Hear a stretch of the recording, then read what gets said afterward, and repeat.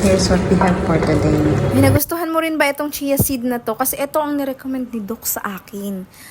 Nakakatulong daw kasi ito sa pag-control ng weight natin at digestion. Kasi nga, hindi ka daw magkikrave ka agad. Well, totoo naman sa akin.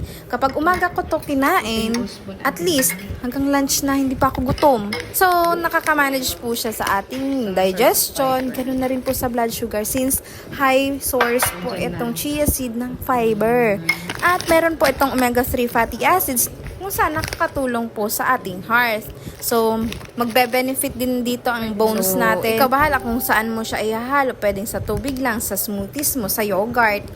Nasa sayo yan kasi ako nilalagyan ko to ng honey. So, 1 to 2 tablespoon per day, it's best na po. Maganda na yun sa katawan natin. Pero syempre, iba-iba ang tao. Iba-iba din ang pag-react niyan sa katawan natin. Kasi may iba na nagkaka-experience ng discomfort daw sa kanyang digestion. Since nga may fiber, diba? Kapag nagtitake ka ng fiber na kubi, alam mo na yan.